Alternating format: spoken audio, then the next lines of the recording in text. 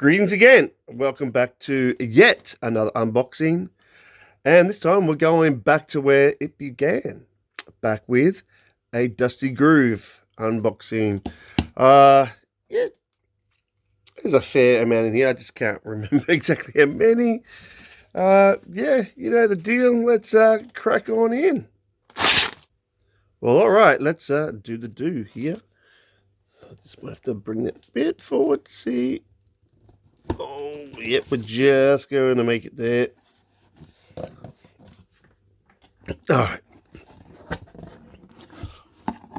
A little bit almost spoilers there, but we should be right. So let's remove the lovely recycle paper. And we'll get a crack on in. Oh, there's more. Now, forgot that I purchased a CD. And this one's just loose in there because there's only one loose-ish. Yeah, this is actually, I believe, it's a new CD. Like, as in, it's not a second-hand CD. It's not a used CD. Oh, look, it's been out for a while. I think it's 2007. So it's been marked right down. If I look on here, the original price says list price was $25 US. And they sell it for $4 US. So, hey, $4 US, brand new. Although it looks like it's a Japanese thing. I'm seeing lots of Japanese text all over it. Yeah, and I thought I'd give this one a crack by this legendary guitarist. I actually bought one of his sort of more modern CDs not long ago. It's quite decent, and that is it's John Trapea.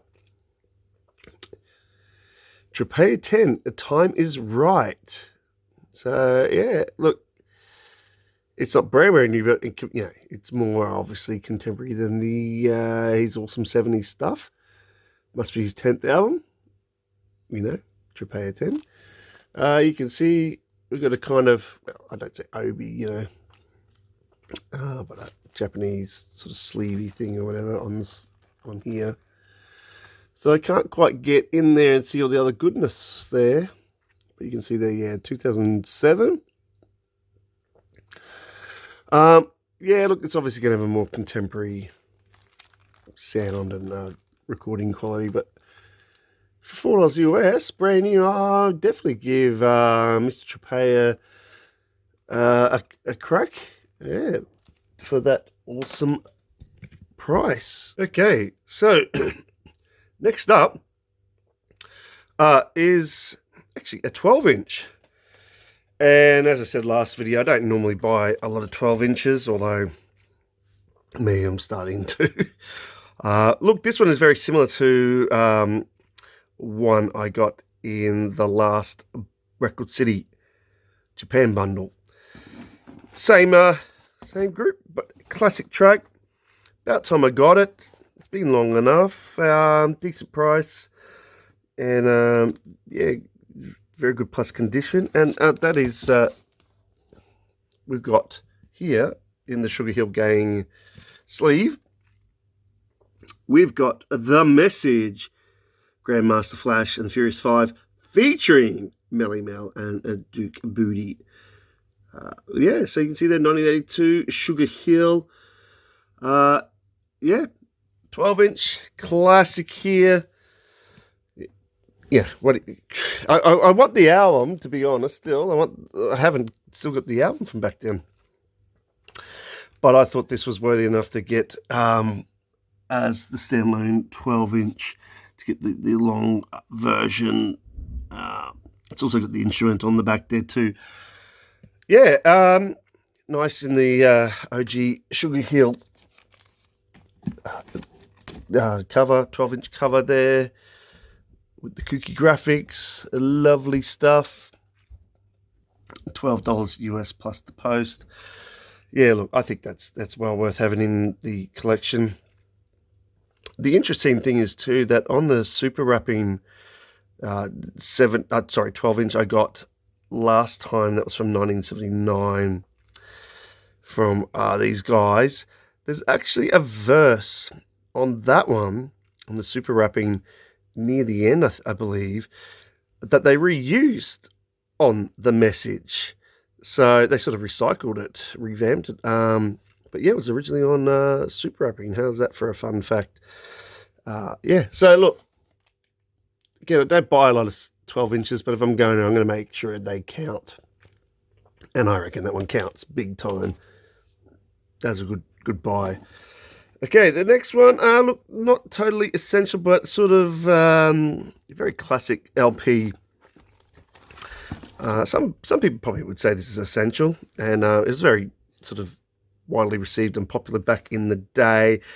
And there's still a few songs on here are still very well received and actually played a lot. From a band, I've got a lot of their stuff that comes before this, maybe even one after. So this sort of plugs up a gap, and I know I'm going to get some good value out of this anyway. Yeah, because it is a bit of a classic out on United Artists, and that is War. Why Can't We Be Friends? That cheesy, weird cartoon cover. Now, I did pay a little bit for this because it is a popular LP, still at 17 US, but it is a very good plus. A little bit of yellowing on the cover. It's from age, but that's not too bad. It looks pretty. It looks pretty nifty and pretty rock solid. Nice sort of cartoony back too, I suppose, in a way. Bit of a weird departure for War, I suppose. But I suppose they're just emphasising the fact of people coming together and being friendly. Excuse me. Now, I'm trying to remember the year. I think it's 75, the best year in the world. So it is technically, not post 75. It's but it does have some commercial appeal, this, but in a good way. And obviously, we're going for side 2 here. We're going with Lowrider, which you got to love, And obviously, Why Can't We Be Friends? Oh, is rounding out the LP. That's very interesting. It's the last track. I wasn't aware of that until now. You wouldn't have thought so.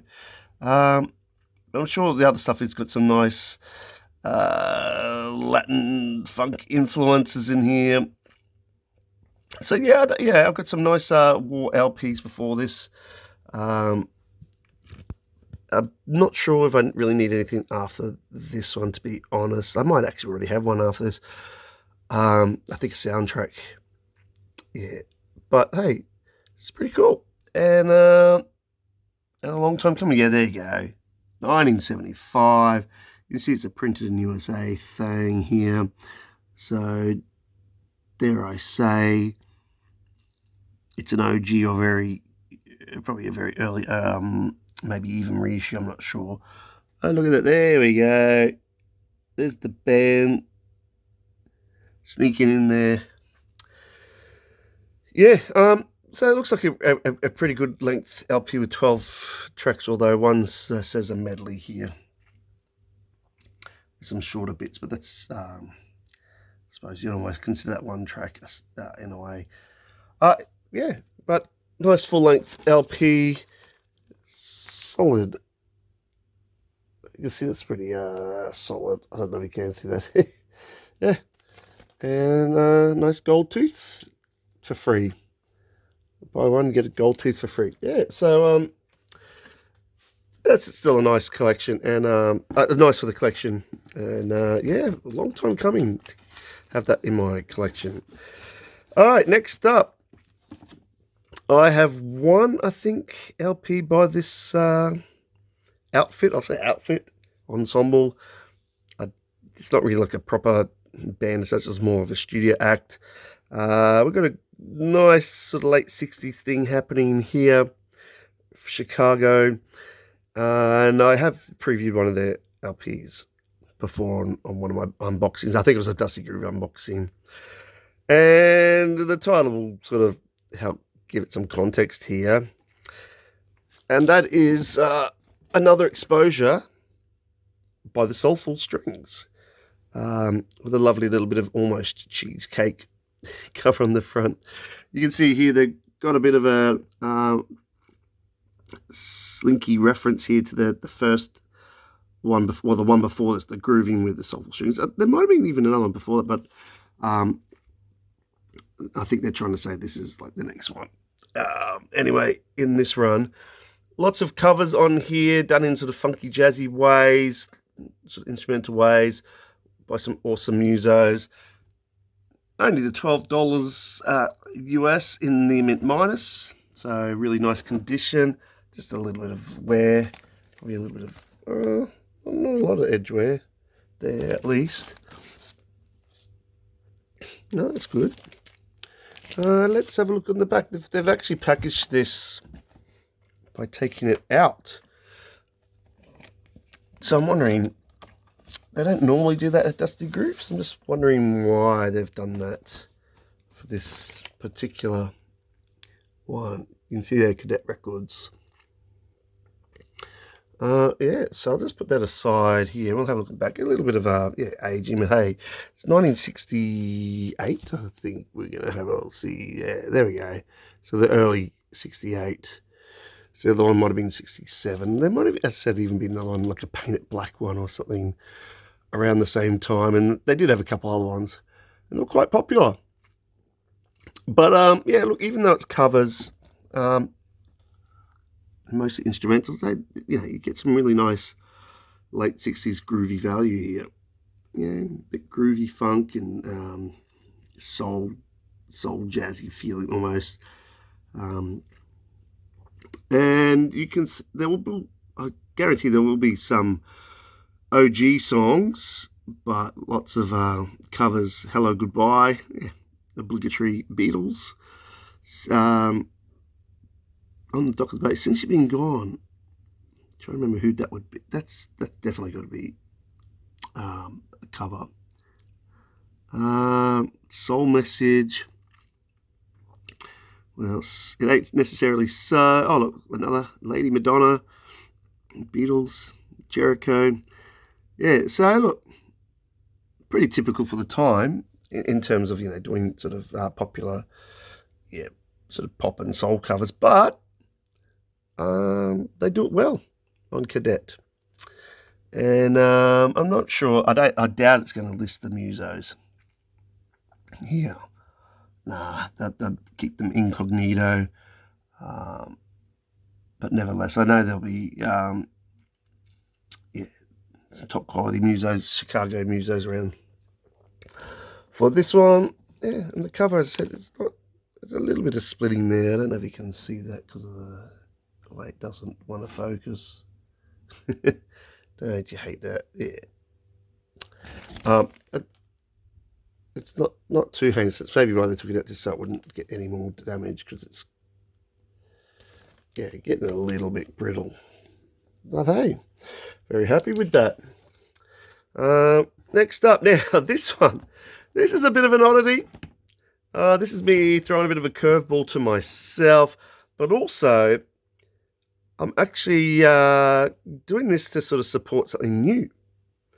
So this is fairly new, actually, and not in terms of like a reissue or anything, in terms of like a first issue from a band. I think they're more like a duo come band from the US, who are doing stuff that's a bit more sort of psych rock influenced. So I think there's like multi-instrumentalists here. Doing sort of fairly psych rock apparently. And reviews that I listened to or watched on YouTube were very favourable. So, in fact, I think one of the artists on here actually has a very popular YouTube psych channel. And they've gone and done it themselves, which is really, really nice. So, I wanted to support this. And especially when it was at a really, really decent price for a brand new thing on vinyl. And we'll have a look at that. And that is an act called Austral Yacht. with the self-titled Austral Yacht. Just a pity they didn't put a yacht in the sky there. I don't think. Yeah, so you can see here, look, it's only 17 US, brand new. I thought that's very, very, very reasonable for a brand new thing and an indie thing. I believe this is totally indie and not affiliated with any, obviously, big name label. So kudos to them. And so yeah, I don't mind some sort of psych rock, and apparently it's got some other influences anyway. It's not just totally typical. So I thought I'll go into this blind and go off recommendations and give it a crack, hey, for something newish and completely not mainstream, which is nice. Yeah, so there we go. We've got 11 tracks and a couple of hefty ones there I can see at 8 minutes 15, a couple of short ones, but some 3-4 minuters, that's fine. So I'll be interested to see what this is all about. And here we go. We've got Derek Fisher. I think that's the guy who has that YouTube channel. It's like, sorry, I've forgotten his name. It's like Psych Derek or something. My bad. And Jacob Pavlik. He does a few of the instruments, but you can see there, Derek, yeah, is going all out as well with that. So lots of multi-tracking here. Sorry, I forgot where in United States they come from. I know it's a big place. Might have been somewhere like Nebraska. I just don't know why that just came off the top of my head. I'm sorry if that's wrong, mate. Guys, but anyway, that just jumped into my head. Yeah, so yeah, it seems a bit random in that way, but hey, based on word of mouth and yeah, nice packaging there. I like that. I can't tell you much more, but I think it's quite not just from what I've heard, it's quite eclectic in a way, but done really well. From the probably many awesome musical influences of the past. Austral Yacht. That's a newie. All right, next up. This is an LP of it's been on my radar a little bit, not totally high. But I've always just sort of kept an eye out for it in case it was quite inexpensive. Because I'm pretty sure he died not long after this one. Yeah, I think he became unwell in that, which is such a shame because he's just such an awesome artist. Honestly, I think he's way too underrated, and he's playing with someone else here. And this as a double named quartet here, and that is Joe Farrell and Louis Hayes quartet, Vim and Vigor. That great cover. That's so interesting, that cover. Vim and Vigor. And this is an early 80s effort. I think it's like 1983. So, look, again, I'm going to be on, I know Louis Hayes, but I'm going to be honest, it's more the Joe Farrell thing for me here. Because I really dig Joe Farrell's work. And, yeah, I wanted to see what he's doing in 83. I think I got one of his LPs from 81 with, was it Joe Pass? Flautist. But I thought this would be interesting with Louis Hayes, on drums as well. And here we've got, yeah, look, you see there, Joe Farrell's, he's got this tenor and soprano sax and flute. So he's still doing the range by 83. Can't remember if I streamed this back in the day. It's been a while. I may have, and then put it on my list and then forgot, what it sounds like. But nevertheless, I wanted to give it a crack, even though it's an 80s thing, post 75. You can see here even, we're talking about recorded on November the 15th, 1983. So very late in 83, getting close to 84. So, I would no doubt think that this is more so released 84, unless they really fast tracked it at the end of the 80s. 83. And yeah, I'm pretty sure Joe Farrell, may have died the next year in 84, sadly. So yeah, I was definitely happy to give this a crack on this label, sorry.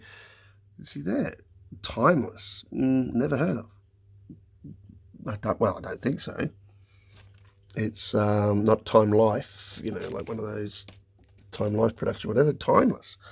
So, and there it is again there, yeah. So I can't say I've heard that or seen that label anywhere else. Price-wise, not too shabby at $10 US with a very good plus. That's the main thing. We've got a very good plus. A little bit of edgeware there. But hey, what are you going to do? I don't think this would have been in massive release. I might be wrong. I've only seen it a few times around. Pop up every now and again. That's just a bit of smut. Yeah. So I'm not going to, be too particular about that because, yeah. And also the fact that somebody's ticked some songs. We'll see if they're the good ones or the best ones. Yeah, so look, Joe Farrell with a bikini lady on the front. Yeah, Vim and Vigor. Yeah, I suppose that's given them some vim and vigor in their older age. Hopefully that's not what killed Joe. All right, next up. Man who is as safe as houses in my book. I suppose in a similar vein to Farrell in the way that, hey, see this guy's name, I don't hesitate too much. Even again, if this is a late one, this is a later 80s one, to be honest. And again, that's usually outside of my realm a lot. A couple of interesting things about this. So it is 1987, so as years go, I don't know about 87, although, I mean, it can be better than a lot of stuff that's from 77, it gets a bit twee, and more of a return to, older school sounds here. The other thing that's interesting about this, and you wouldn't know it by looking at the cover, really, because it's not in the classic vein, is that it's on Blue Note. So, in one way, I think this might be a return to Blue Note after many years from this awesome artist, who is Freddie Hubbard, and this is called Life Flight. Yeah, you can see there, Blue Note. So more of an 80s style Blue Note cover with one of those sort of painterly background for a photo session. Let's have a look here. Similar to same as the Joe Farrell. $10, very good plus. Yeah, not the most sought after LP, and also for me, this is a collector's piece to me.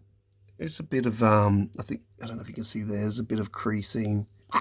Someone's given it a nice knock there, but luckily the background is all mottled and sort of, so you can't even really tell. Not that matters too much. Here we go, and you'll notice the other thing is we've got some lovely heavyweights as well joining Mr. Hubbard. Look, Stanley Torrentine, George Benson, and then we've got Idris Muhammad back down there. So that's really cool, hey? Which was also a selling point to me. And that's on, I think, that's just side one. There's 2 tracks.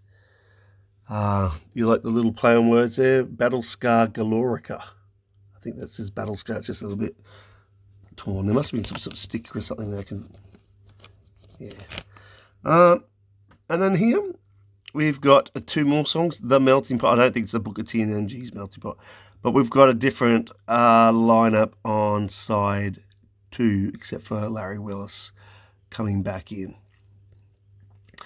Yeah, and the title track on there, Life Flight. Yeah, Michael Kuskuna thing. Yeah. Freddie turned into a black cat. I wonder if that's a metaphorical thing. Yeah, you can see the 1987. La la la la. Yeah, so look, again, this is probably just more one for the collection. I'm sure it's really well, superbly recorded and produced and performed.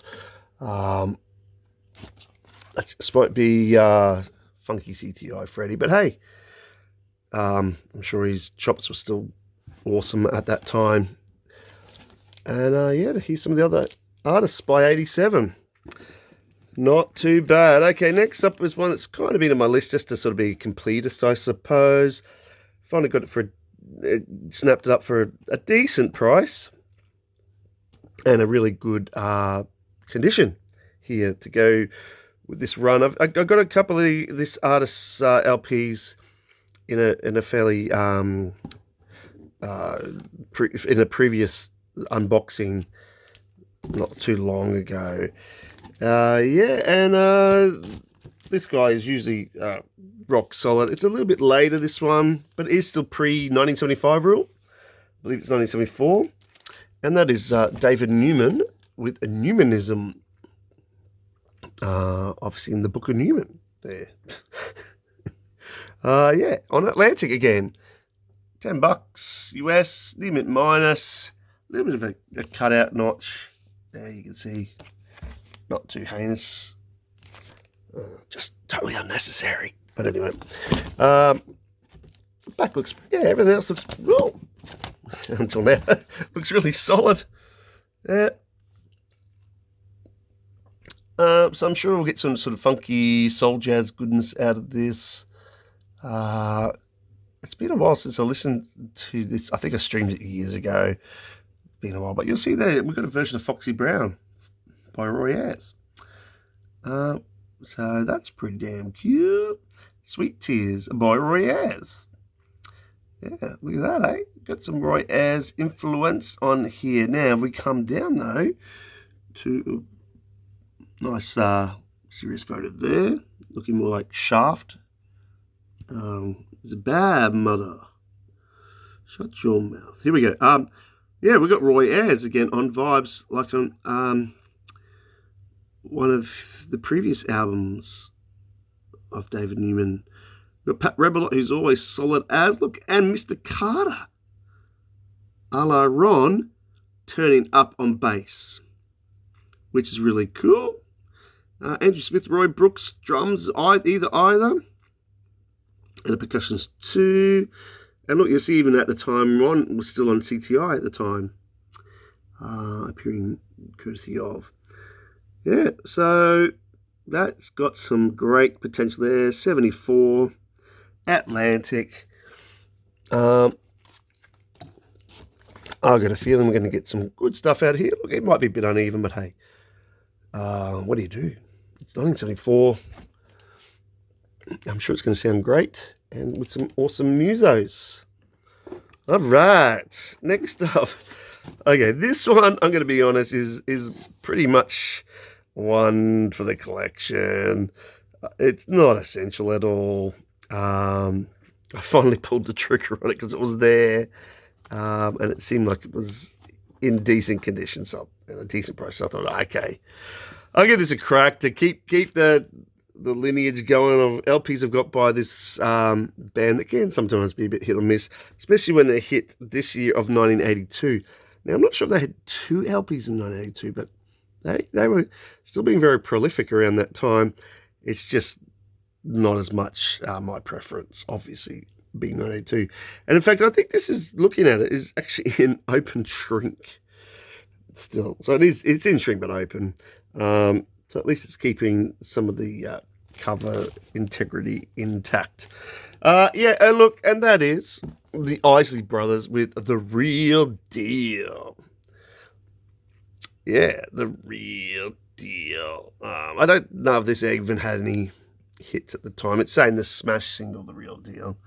Yeah, I don't know how smashed that was, to be honest.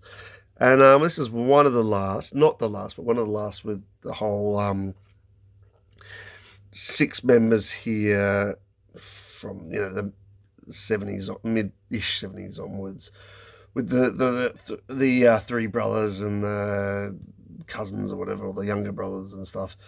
Older, younger generation there. And yeah, it's the real deal, because it must be because, you know, they're playing, they're dealing. Yeah, nice link there, guys. Thank you very much. Now, yeah, look, it was only $8, and I say only, it was very good plus condition, so hey, you know, that's all right. And you can see there, still got some shrinky, which I will be getting rid of. I don't need that. Yep, the obligatory individual sort of photograph sequence that they did a fair bit of. Yeah, 1982. I don't know. Oh yeah, they are. In one way, they're still keeping up the part 1 and 2 thing, just a one song. So okay, that's probably a bit better. Sometimes I think that's a bit of a jip with these guys. Look, I can't tell you anything about these songs. I can't remember if I streamed it the last time, but it's just because I know I'll get some sort of value somewhere. It's just probably not the best the whole way through, especially 1982. We'll get some probably synthy touches, tackier synthy touches. It's still on T-Neck, their label, distributed by CBS. I'm pretty sure this is the US pressing. Yeah. So yeah, nothing too much to write home about. I don't know if it's got a insert. It probably does. The spine there's looking, not spine, the opening looking a little bit shabby there, but hey, not bothered. Yeah, Isley Brothers. All right. Next up, now this one is a brand new reissue, and it's actually a Japanese reissue by the great people at P-Vine Records, who bring out some great stuff. Often it's a bit pricey, because it's imported from Japan, but this one was actually, it's come down in price. So I thought, yeah, I'm going to give that a crack at this price, because it's more of a sort of standard, reasonable price, where it was about list price 40 US. It's come down to 24. So, yeah, a lot more desirable there. And that is by an obscure band. Yep, you can see. Called Messengers Incorporated, I should say. And the band is called, the album is called Soulful Proclamation. And we've got this kind of advertising Obi thing here as well, which, yeah, you can tell me what that says in the comments. I have no idea. Yeah, and look, I don't know much about these guys. I think it's like a mid to late 70s thing. Whoa. But yeah, this is brand new in the Shrinko. And I'm trying to remember what year, yeah. I like this indie-looking collage-y stuff here. I did have a bit of a listen, and it's quite cool. Sort of funky stuff here. Soul-y, funky stuff. I'm just trying to see if it's saying this reissue is 2022. And I don't know if the actual release year is covered up there, but I obviously will find out and let you know, because I can't see it anywhere. Yeah. But I love some obscure lost stuff, hey, especially if it's decent stuff, and yeah, not too clubby disco all the time. Obviously, a lot of this is. You can see here they've recorded this in Oklahoma City, Oklahoma. And what, we got about 10 tracks. We do have some cover songs here. Ain't No Mountain High Enough. And He Ain't Heavy, He's My Brother. Let's see what else we got here. Oh, here we go. We got a obligatory Beatles, Eleanor Rigby. Yeah, so, you know, that's okay. burgeoning band or whatever, trying to break out, doing covers for the people as they try to get some play, I suppose, and some exposure. But yeah, look, I'll get the gear for that. But being a P-Vine reissue should be nice. They usually do really good stuff. P-Vine in Japan, and I'm liking that price. Now, in a similar vein, this also is an obscure act from US, but again, this one being revived, reissued by the good people at P-Vine again. And again, a decent price, where the original price, this is like half, apparently, the original listing price. And I have seen this on the Japanese sites, like Record City, and it is still a fairly, like high price. And this is a act called, oh, there we go. It's the 1619 or 1619 Badass Band. I think it's a self-titled affair, this one. So obviously this 1619, I'm going to take it that this means badass around about here, band, somehow. And at least this one's saying 1976. I can at least read that there from when it came. So it is slightly post, 75. But hey, some of these indie bands, sometimes took a while to get their stuff out. So, it might be even a little bit older, a little bit older school flavour than 1976 in that respect. But yeah, you can see here. I did pay 25 US, but look at that list price, 50. So they're saying it's about half. And look, it usually is up there, even around the 40 US or something or equivalent. So I was happy with getting it at a better price. This is why I snapped it up. And look, you can even see on the back here where they're reproducing the original cover art that's a very indie affair, especially for 1976. That's very austere and simple. Yeah. Same year for the reissue here of 2022, the reissue. But at least I know this is a 1976 affair, apparently, according. See if it says anything else there. No, not a lot. Yeah. Well, that's interesting. I did say that there's an absence of original master tapes. This record was dubbed from the original LP. Wow.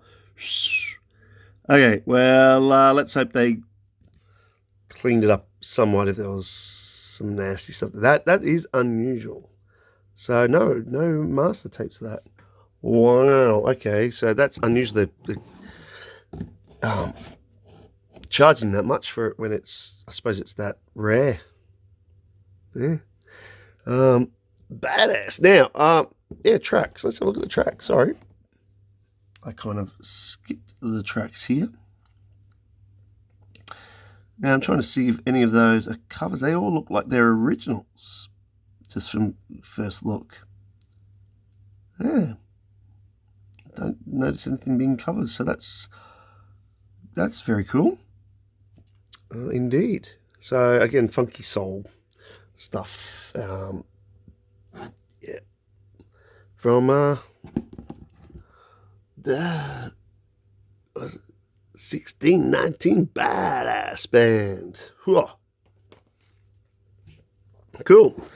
All right, next one up is an LP I've been after for a while, I suppose. Yeah, it's been on my hit list, but again, I've always seen it's been too expensive.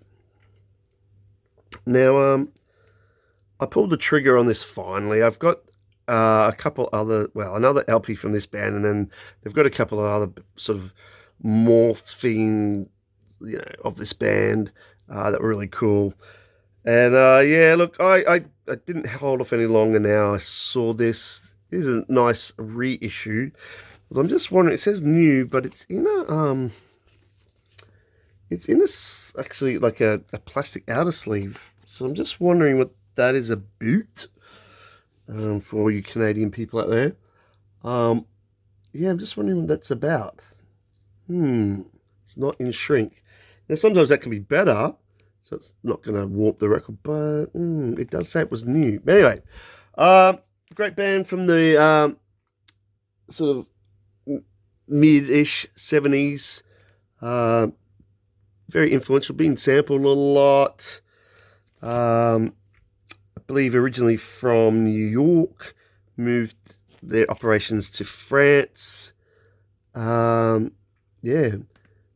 to try to crack it there. And that is the Lafayette Afro Rock Band with Malik. Great cover there. Yeah. So yeah, funky jazz stuff here, which is super cool. Now I did pay still $25 for this reissue, and you can see there it does say new. On strut. Now it should be a good thing, but you can see there, yeah, it's not in shrinky dinky. So I'm just wondering what that is all about. It does have the sticker here on the outer, which is cool, because that then probably tells me, it's not damaged, so like they haven't pulled it off or anything. Maybe that's just the way they're packaging. Not sure. Yeah, so let's have a look on the ticket here now. Oh, it's probably a bit hard to see because of the glare. 7 songs, decent lengths there. Be some nice funky sort of, well, as I said, Afro goodness here, percussion and stuff. Yeah, they're really cool. As I said, they morphed into other bands. I think, was it Ice? Or Ice morphed into them, or something like that. It's been a few. But yeah, originally from, I'm pretty sure, New York. And then, moved to like Paris or something. Yeah. So, hey, that's going to be very, very nice. Finally got it. Did pay for it, such. Anyway, next up. This one is a new reissue. Really happy to get this, and at a great price. This was almost like a sale price. I stumbled on. I was, gotta get me this, and I'm getting one other LP from this artist, or I did get one other, I think. And yeah, this is early 70s stuff here. I'm pretty sure, like about 72, somewhere around there. Yeah, with some help from some very cool people from around the time. Loving the fact that this was only $10, brand new reissue, and that is by Monk Higgins. And it's self-titled, but it's also, as it says there, aka a Little Mama. And you see, yeah, $10, but list price was like 19, so it's basically like half price US. Okay, really cool cover there.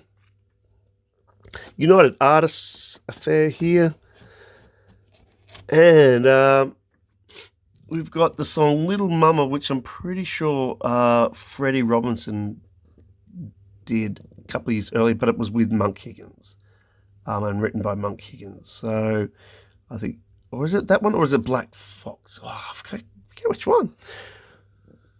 My bad. I'm still learning about this stuff. But anyway, yeah, this will have some really nice sort of funky goodness here, and you'll see with the personnel, we've got Joe Sample, piano, clavinet, and harpsichord. We've got William Felder, so there's 2 of the Jazz Crusaders. Well, by then they're just the Crusaders. William Felder doing his bass thing there instead of sax. Paul Humphrey, it says percussionist, so I'm going to assume he's usually drummer, so I'm wondering if it's drummer plus some. There's Freddie Robinson right there, see? Guitar and harmonica. And it's Monk doing on the tenor sax and organ. So, yeah, that's sounding very, very nice there. You can see there, Roman numerals are telling me 72. Monk Higgins looking almost like a South Park character. I don't know, it's just a bit weird there. That is weird. Yeah. So this will have some nice soul jazz funky goodness here. Some great musos. It's 1972, the right year. What do you do, eh?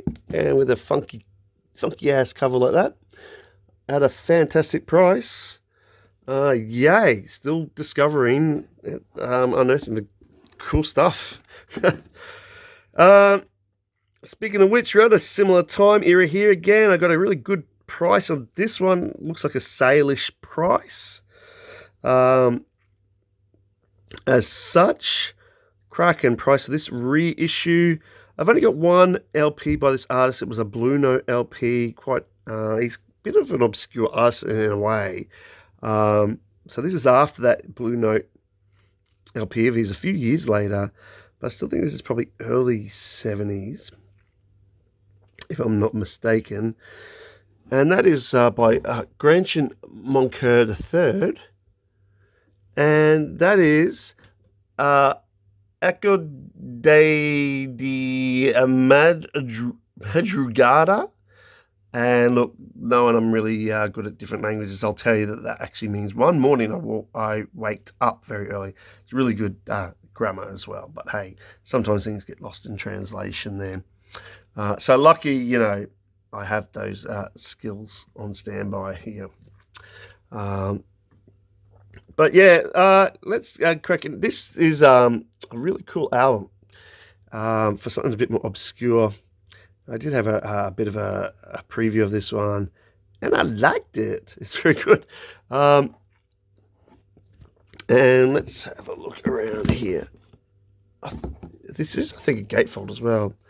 Nice big massive photo there on the back. Take it the whole thing. So here we go. BYG record. Volume 33. But that is a gatefold affair, which is even nicer.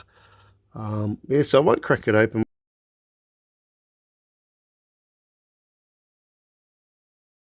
We've got some nice sort of jazz stylings on there, really.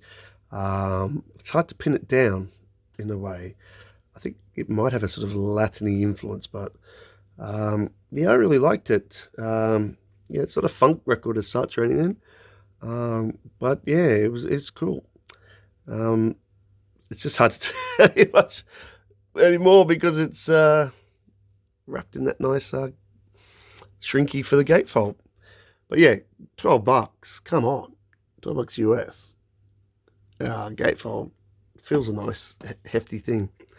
All right, now I've been doing pretty well with some of these brand new reissues in this bundle, and that continues because this one as well was sort of like on a cheaper price as well. It's almost like sale prices, as I said. It's just that Dusty Groove doesn't say it's a sale price. You know, they don't like to blow their own sale price horns or something. This is by an artist. I've got one of his LPs. This is really cool. It's very different. Not to everybody's taste. In fact, there was two for sale. I just put one for now in this bundle. I may go back and get the other one, but because I had to listen to this, and it is really cool. And it's on Atlantic, late 60s, 1968 affair. So a really great time to be on Atlantic. A lot of great stuff coming out on Atlantic. Yeah, like Roy Ayers and David Newman and Herbie Mann stuff around that time's great. Yeah, Eddie Harris, la la la.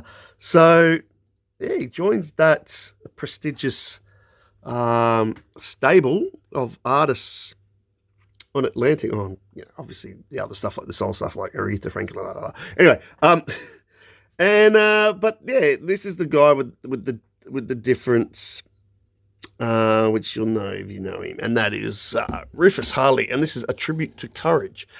And yeah, I listened to this and I really liked it. It is sort of a record, I think, of two halves in a way, because he is known to be that bagpipe playing jazz guy. And yeah, he is. And like, it works. It's just, you know, you got to get used to that drone of that sometimes shrill drone of the bagpipes. So once you get into it, how he works it in a jazz way, in a way that it does work. Well, I think it's just I can tell that it's not everyone's cup of tea, governor. However, with this cool album, and by the way, $12, brand new from 19 list. Lovely, brand new reissue. With this one, I'm pretty sure he plays bagpipes just on one side. So you do get a little bit more variety or respite, I'll say. That makes it sound bad. Because he does it well. And I'm pretty sure, the first side is him playing bagpipes. I'm not sure if he also plays sax on that side, but I think he's just featuring bagpipes more. Some really, really cool stuff on there, and some percussion as well, like conga.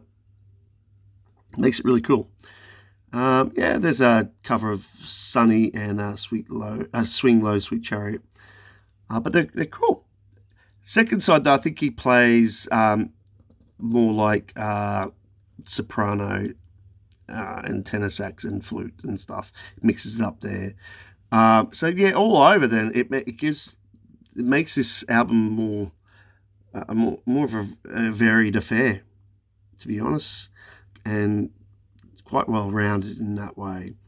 And those songs on that second side are really cool too. It was really nice, and they're all penned by himself. They're all originals. Yeah, so look, I think this is really worth a crack. There's some really credible jazz as such on there, and even though the first one's got some bagpipes, I still think it's quite accessible. But it's definitely not a mainstream album, but honestly, it's not that far out, I don't think. And it's quite hip, to be honest, if you know what I mean. Yeah. So nice right up on the back and reproduction of the original artwork, la la la. Great price. Nice to have. It's a bit different. Cracking along. All right, this one got for a really nice price. And I always say I've got way too much by this artist in a way. But when it's this good, you just go, well, I just don't want to have an excuse not to buy it because I feel like I'm missing out then, even though I've got so much. This one's a bit odd in the way it's on a different label I didn't really know about. I think it might be a subsidiary coined a label here, for sure. But hey, it's rock solid, even though, again, this one is sort of mid-60s, I believe. When he had some stuff that was a little bit over-orchestrated and stuff, this one's stripped down. This one's right stripped down to, like, I think a trio. And, he's playing some songs that he recently recorded or previously recorded, because this is a live affair and he's playing them live, but it's stripped down. So they're not overblown, and it gives them a different feel and a different cooking flair. And that is the incredible Jimmy Smith, and live in concerts. Now, there is a couple of live concert stuff I've got of his. And this is before Root Down by a few years. And more stripped down. But I mean, look at that. $10. Very good plus condition. You can even see that in the cover. There's only a little bit of wear here. Even the top seam is really nice. I don't know. The seams look, Whoops, the seams are really nice. So it's a really nice presentation here. But it's on this label saying Metro Records. So I'm thinking, is this a subsidiary of MGM? I'm going to say. And I thought I saw a Metro Gold. What's a golden? Yeah, okay, there you go. Bingo. So it is. It must be a MGM subsidiary, because at the time he was, I think, cranking out lots of MGM records, the Oliver Nelson kind of ones. stereo as well, which is lovely. I like my stereo stuff. And you can see here he's got another version of the sermon, which he released a few years before this, maybe not that long before. We've got Goldfinger, Who's Afraid of Virginia Woolf, which was one of the LPs he did, and When Jimmy Comes Marching Home. Yeah, so don't hold me to the year. I thought it was like mid-60s. I'm just not seeing it anywhere. And look, he's even getting another another listing on his own LP of the same LP twice there in the advertising section there. Metro's exciting world of music! Exclamation mark, Metro. Yeah, with the line, there you go. So it's an MGM thing. Yeah, and oh, by the way, yeah, too, here we go. We've got Billy Hart on drums and Quinton Warren on guitar, who he played with a fair few times before this. Oh, here you go. There we go. This is Jimmy's Paris concert, May 28, 1965. Bingo. So, not sure it was released that year, maybe the year after. But yeah, definitely the mid-60s thing, but nicely stripped down. What do you say? It's Jimmy Smith without the overblown orchestration. Ye to the ha. Grandma. All right, and cooking along here, cracking along with the last one in the box. Got this other nice, nicely priced affair here of an artist I've really stocked up on it over the last maybe 2 years. Really caught up on his catalogue and still am. It's on one of my favourite labels at the right time, Prestige. It's got a cracking support team here and a super duper price. So what do you do? Especially, I think this is early 70s. And what do you do, hey, with Dexter Gordon, and this is called Generation. It does have a little, all those cut corners, nothing too heinous there. Look at that. Bam, $8, very good plus. The condition still looks in really lovely condition, great condition. Sorry, the cover, I should say, is in great condition there. And look at this stellar lineup. Freddie Hubbard, I mean, damn. Cedar Walton, Buster Williams, Billy Higgins. Man, that is a tight outfit there, groovy. Loving it. All right, loving that very much. And with Mr. Dexter Gordon on the sax. And I've got a feeling this one then, it's going to be not just a Dexter Gordon centric affair. Like sometimes some of his earlier LPs are more like it's, there's the band doing the rhythm and there's Dexter blowing his ass off the rest of the time. Yeah, I think I did have a bit of a listen. And there's a bit more of the sharing ensemble feel to this, which I think is cool. It gives it a different dimension. Nothing against Dexter himself, but, Freddie gets a look in there. I think some of the other players get a bit of soloing stuff happening, which is lovely. But yeah, what cracking band, eh? Love me some Billy Higgins on drum and Buster Williams on bass. Now, here we go. 4 songs only, so nicely stretched out with milestones. Oh, it's this first version, obviously the Miles Davis song, Scared to Be Alone. Then on side 2, We See, which is a Monk tune at 12 minutes. And then one called The Group by Dexter Gordon. So I wonder if that's because this is for the group affair that's here. Look at that, engineered by Van Gelder as well, which is kind of cool as well. Recorded in 72, but released 73. So we're at the right era. We're on Prestige, which is still really cool around this time. Yay, hey. Yeah, so I've listened. It was really, really nice affair, this. So I snapped it up. And now, as we near the hour mark, I'll say that's it. Thanks for bearing with. Hope you got something out of that. I certainly did again. And I'll catch you next time. Ta-ra.